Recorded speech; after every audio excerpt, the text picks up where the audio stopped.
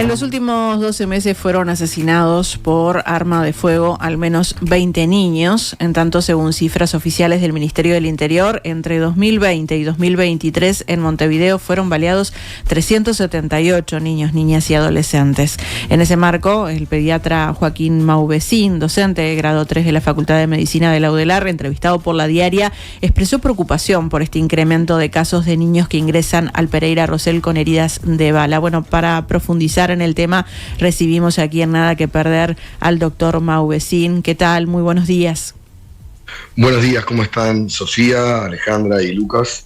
Gracias por la invitación. Gracias a ti por dedicarnos estos minutos. Bueno, hace 12 años que trabajás allí en el Hospital Pereira Rosell con niños, por lo que tenés un panorama, ¿no?, de cómo ha venido evolucionando esta lamentable situación. ¿Cómo estamos en este momento en cuanto a los niños, a la cantidad de niños que ingresan al Pereira Rosell baleados?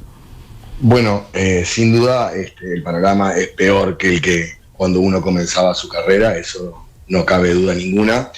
Pero bueno, uno en el Pereira Rosell y en los sectores más vulnerados siempre ha visto situaciones muy preocupantes y dolorosas, por supuesto, y que requieren de equipos multidisciplinarios para salir adelante, pero en el último tiempo han cambiado, se han profundizado las características más tristes de la falta de amparo de los niños y niñas que se encuentran en situación de alta vulnerabilidad social, y los ingresos que están vinculados a esta patología con multimorbilidad son cada vez mayores.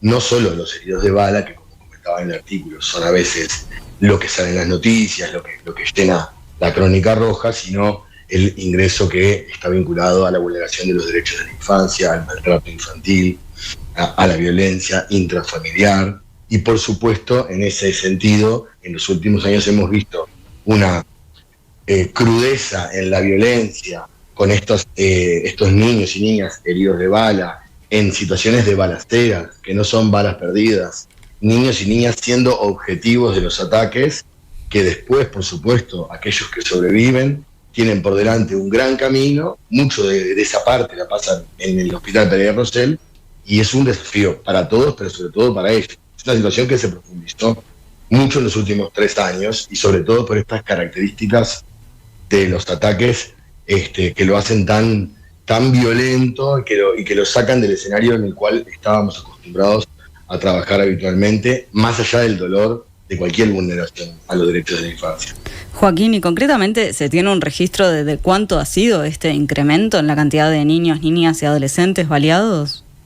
Bueno, hay como un problema ahí a la hora de medir, como siempre pasa, y sobre todo cuando hay en juego muchas veces decisiones políticas y culpas. Entonces a veces la forma de interpretar los datos puede dar lugar a error.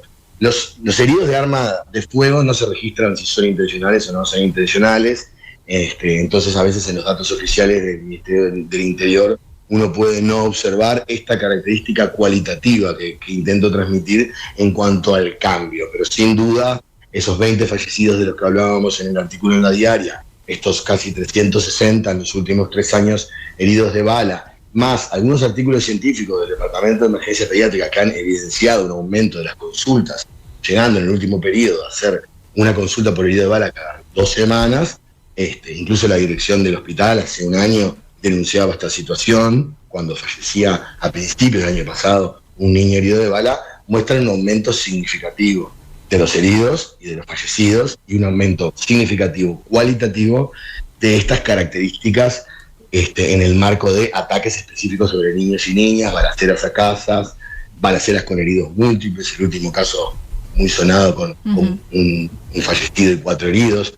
Una situación que me parece que rompe los ojos, que ha aumentado, y que entrar en el detalle técnico de dividir los años para achacarnos responsabilidades políticas termina siendo más chiquito que reconocer el problema en el que todos sabemos que estamos, y no tanto desde cuándo empezó, sino para mirar hasta adelante. Es claro que aumentó y que el aumento es significativo. Las cifras son las que manejabas tú al principio, son las mismas que manejo yo.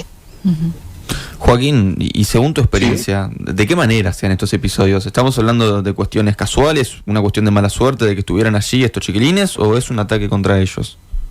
No, yo creo que ahí está el tema.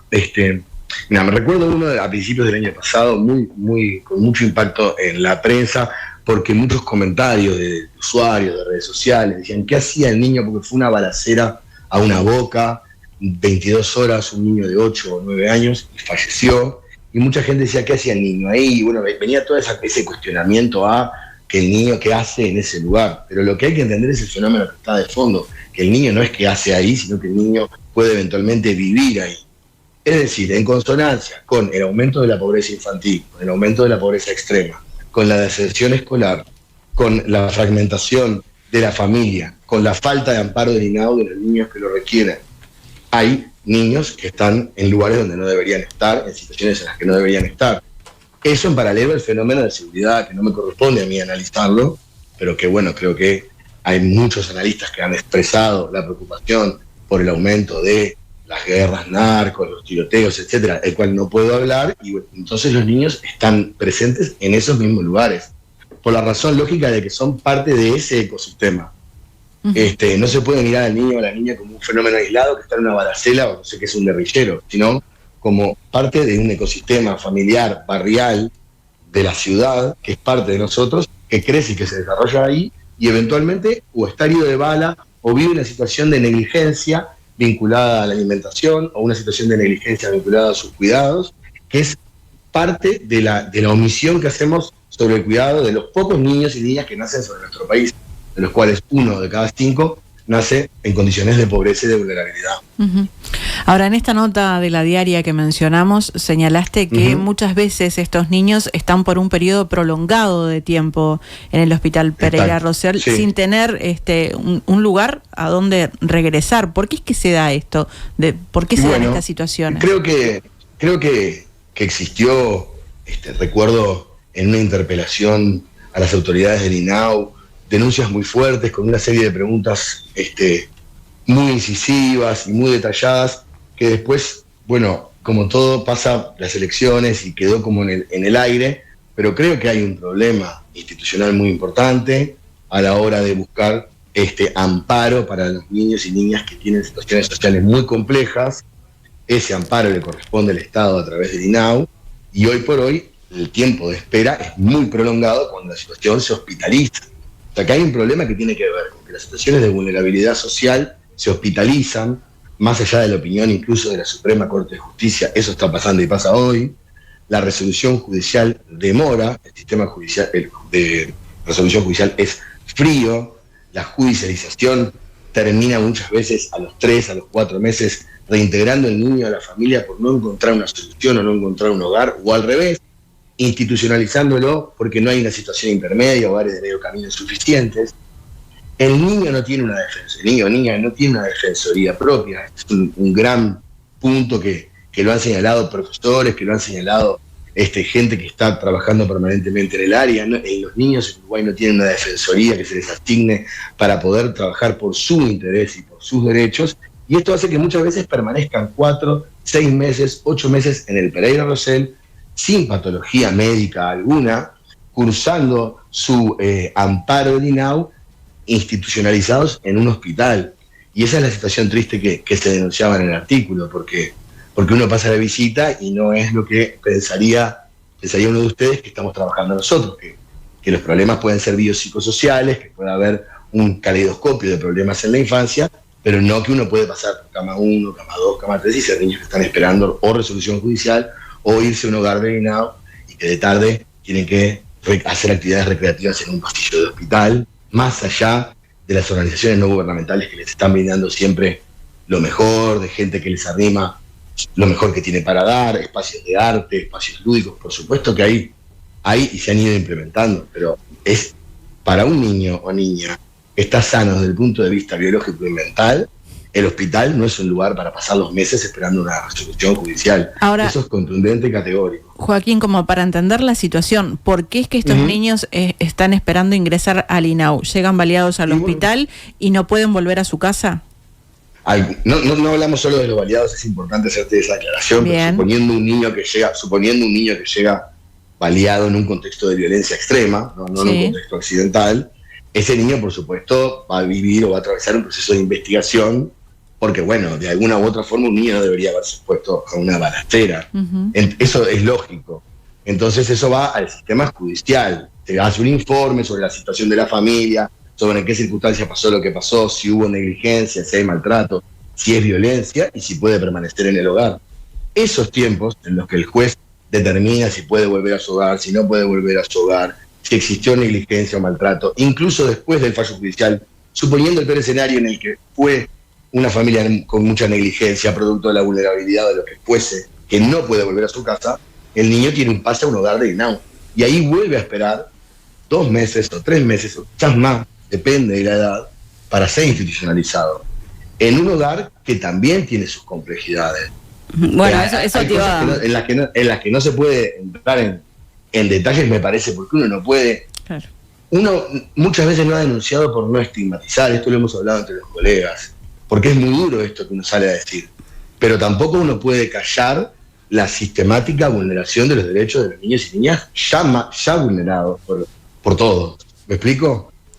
Y los hogares de INAU, muchos, no todos, por supuesto que están aquellos que hacen las cosas bien, pero muchos han sido denunciados en instancias políticas, tienen graves problemas, o bien edilicios, o bien de capacidad, o incluso de perpetuar estas vulneraciones a los derechos sistemáticas, abuso, bueno, casos muy sonados con trata o redes de trata, fugas, etcétera. O sea, hay situaciones complejas. No, esto no es una denuncia sobre las autoridades o sobre hogares puntuales. Estoy diciendo una verdad, un secreto a voces que todos manejamos.